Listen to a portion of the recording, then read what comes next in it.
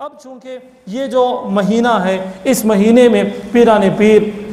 حضرت عبدالقادر جیلانی رحمۃ اللہ علیہ کو بہت یاد کیا جاتا ہے، ان کے نام پہ ایصال ثواب بھی کیا جاتا ہے اور بہت ساری چیزیں کی جاتی ہیں۔ تو میں نے مناسب سمجھا کہ 5-10 منٹ حضرت پیران پیر حضرت عبدالقادر جیلانی رحمۃ اللہ علیہ کے بارے میں بھی جان لیں اور ان کی زندگی سے ہم کچھ سیکھنے کی کوشش کریں۔ سب سے پہلے میں آپ کو بتاؤں کہ حضرت عبدالقادر جیلانی رحمۃ اللہ علیہ نے جس کوکھ میں پلا اور جس نے ان کی تربیت کی، ان کی والدہ محترمہ وہ بہت بڑی نیک انسان تھی، وہ بہت بڑی نیک عورت تھی، جس کی وجہ سے ان کی کوکھ سے ایسے قابل اور ایسے بہترین ولی پیدا ہوئے کہ آج ایسے ولی پیدا ہونا مشکل ہے۔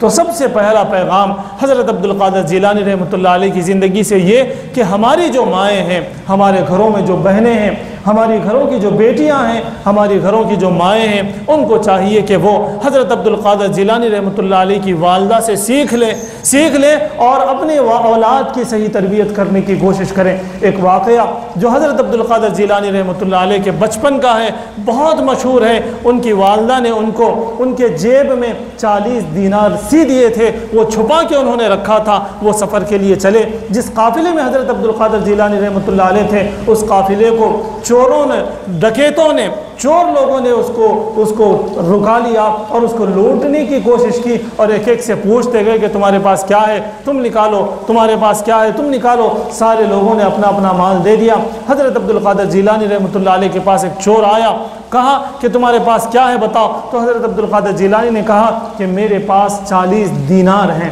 وہ چور پریشان ہو گیا کہ بھائی کسی کے پاس ہے تو کوئی بولتے کیا، یہ بچہ ہے، بچپنا ہے، خالی تو بھی بول دے رہا ہوں گا، بلکہ واپس چلا گیا۔ ایک اور چور آیا، اس نے پوچھا تو اس سے بھی یہی کہا۔ ایک اور آیا، اس نے بھی پوچھا، اس سے بھی یہی کہا۔ تو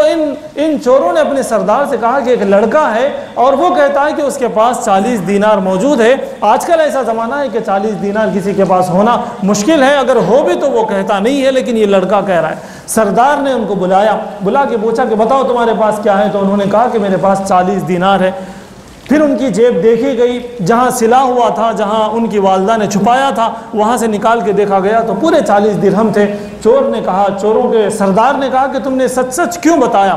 تو انہوں نے کہا کہ میری والدہ نے مجھے نصیحت کی کہ میں کبھی جھوٹ نہ بولوں۔ کئی ساری نصیحتیں میری والدہ نے کی ہیں، اس میں سے ایک نصیحت یہ ہے کہ میں کبھی جھوٹ نہ بولوں، اور میں نے وعدہ کیا تھا اپنی والدہ سے کہ میں کبھی جھوٹ نہیں بولوں گا، تو میں وعدہ وفا کیسے کروں؟ اپنی ماں کا وعدہ مجھے یاد آیا، اس لیے میں نے جھوٹ نہیں بولا۔ بعض لوگوں نے لکھا کہ سردار کی چیخ نکل گئی، اسے ایک بات سمجھ میں آئی اور اس نے کہا کہ تمہاری ماں سے تم نے جو وعدہ کیا تھا اس وعدے کو تم نے نہیں بھولا، اور ہائے افسوس، میں نے اپنے اللہ سے، اپنے نبی سے کئی وعدے میں نے کیے ہیں اور ایک بھی وعدہ میں نہیں نبھاتا۔ آج سے میں توبہ کرتا ہوں، میں چوری نہیں کروں گا، ڈکیتی نہیں کروں گا، اللہ سے لیا ہوا ہر وعدہ، رسول اللہ صلی اللہ علیہ وسلم سے لیا ہوا ہر وعدہ میں مکمل کروں گا، اس کا میں عہد کرتا ہوں۔ جیسے ہی اس کے سردار نے، چوروں کے سردار نے یہ اعلان کیا، سارے چوروں نے بیک زبان کہا کہ جب تم چوری کر رہے تھے تو ہمارے سردار تھے، اب تم ایمان لاتے ہو اور اب تم شریف بنتے ہو، اب تم نیک بنتے ہو تو تم ہمارے سردار ہو۔ سارے چوروں نے توبہ کر دیا۔ حضرت عبدالقادر جیلانی رحمۃ اللہ علیہ کے بچپن کا یہ جو واقعہ ہے بہت مشہور ہے، لیکن ہم اس سے سبق نہیں لیتے، ہم اس سے اپنے بچوں کی تربیت صحیح کرنے کی کوشش نہیں کرتے، ہم اس سے اپنے آپ کو سچے بنانے کی کوشش نہیں کرتے۔ تو آپ سے درخواست ہے کہ اس واقعے سے سبق لیں اور ابھی سے شروع کریں گے، کبھی ہم جھوٹ نہیں بولیں گے، ہمیشہ ہم سچ بولیں گے اور اللہ سے کیے ہوئے ہر وعدے کی وفا کرنے کی ہم کوشش کریں گے، رسول صلی اللہ علیہ وسلم کے کہے ہوئے ہر بات پر ہم عمل کرنے کی کوشش کریں گے۔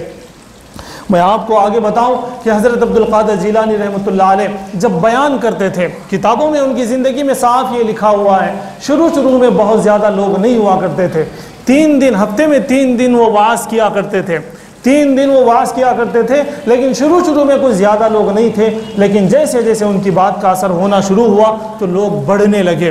وہ لوگ بڑھنے لگے۔ یہ بات الگ ہے کہ ان کی زندگی کو دیکھ کر بھی لوگوں نے اسلام قبول کیا، لیکن ان کی زبان سے بھی جب وہ تقریر کرتے تو سووں کے لوگ، ہزاروں کے لوگ اسلام میں داخل ہو جاتے، ایسی باتیں وہ بتاتے، ایسی تاثیر ان کے زبان میں تھی۔ لوگوں نے یہ لکھا ہے کہ جب وہ بیان کرتے، جس جگہ کو متعین کیا گیا تھا، جس مسجد کو متعین کیا گیا تھا، وہ مسجد ناکافی ہونے لگی تو پھر عیدگاہ میں چلے گئے، وہاں پر بیانات ہونے شروع ہوئے۔ جب عیدگاہ گئے تو وہاں پر بھی لوگ اتنے آتے کہ عیدگاہ بھی بس نہیں ہوتی، تو اس کے بعد پورے شہر کے باہر ایک بڑا میدان لیا جاتا اور وہاں پر ان کا بیان ہوا کرتا، اور ان کے ایک ایک اجتماع میں میرے دوستوں 70 ہزار لوگ موجود ہوتے۔ اس زمانے میں پتہ نہیں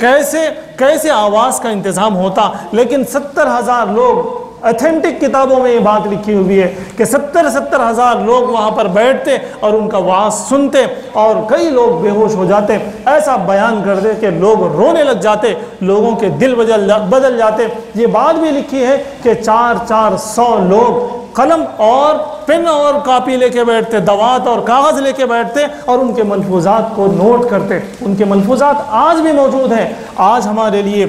ہمارے لیے سبق یہ ہے، آج ہمارے لیے اگر ہم ان کے عاشق ہیں، اگر ہم ان کے پروردہ ہیں، اگر ہم ان کو مانتے ہیں تو ہمارے لیے سبق یہ ہے کہ ان لکھے ہوئے جو ملفوظات ہیں، ان کے جو تقریریں تھیں، ان کا جو سبق تھا، انہوں نے جو زندگی کو سبق دیا تھا، انہوں نے جو پیغام دیا تھا، اس پیغام کو آگے بڑھانے کی ضرورت ہے، اس پیغام کو اپنے اندر لانے کی ضرورت ہے۔ لوگوں نے لکھا حضرت عبد القادر جیلانی رحمۃ اللہ علیہ اپنے ہاتھوں سے اپنا سر پکڑ لیتے اور کہتے کہ اسلام رو رہا ہے۔ یہ الفاظ لکھے ہوئے ہیں۔ لوگ یہ کہتے ہیں کہ وہ یہ کہتے تھے کہ اسلام رو رہا ہے، اسلام رو رہا ہے کہ لوگ کدھر جا رہے ہیں۔ لوگ نہ اپنے آنکھوں کا صحیح استعمال کرتے ہیں، نہ اپنی زبان کا صحیح استعمال کرتے ہیں، نہ اپنے پیسے کا صحیح استعمال کرتے ہیں، نہ اپنے عہدے کا صحیح استعمال کرتے ہیں۔ یہ کہتے ہوئے وہ کہتے تھے کہ اسلام رو رہا ہے۔ یہ لوگ اسلام سے وفا کیوں نہیں کرتے؟ ان کا سر درد یہ تھا، وہ اس لیے بے چین ہوتے تھے کہ مسلمانوں کو کیا ہو گیا ہے کہ وہ رسول صلی اللہ علیہ وسلم کی سنتوں پر عمل نہیں کرتے۔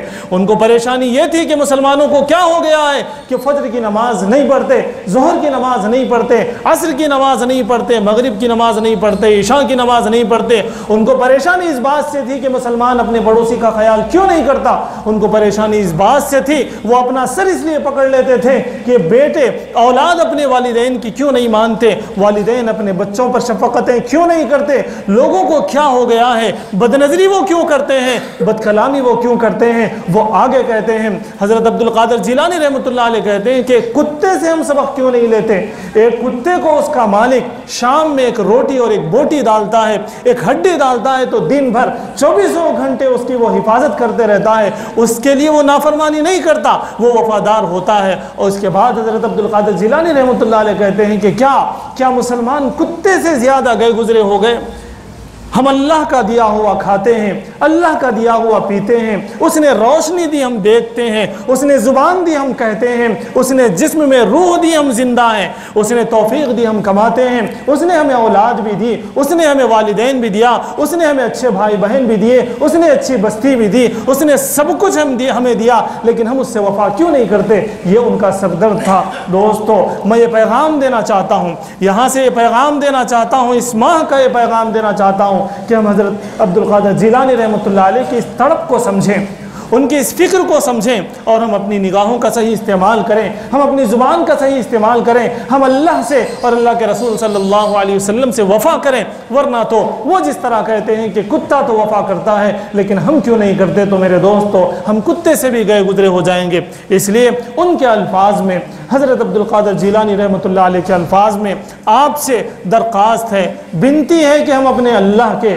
ہم اپنے نبی کے وفادار بنیں، ہم اپنے آپ کے وفادار بنیں، ہم اپنے والدین کے وفادار بنیں، ہم اپنے بچوں کے وفادار بنیں، ہم اپنے پڑوسیوں کے وفادار بنیں، ہم دین اسلام کے وفادار بنیں، تو انشاءاللہ ہمارے لیے سرخ روئی ہوگی، ہمارے لیے کامیابی ہوگی۔ اللہ تعالیٰ سے دعا ہے کہ اللہ تعالیٰ ہمیں حضرت عبد القادر جیلانی رحمۃ اللہ علیہ کی زندگی کو پڑھنے اور اس سے سبق لینے کی توفیق عطا فرمائے۔ وآخر دعوانا ان الحمد للہ رب العالمین۔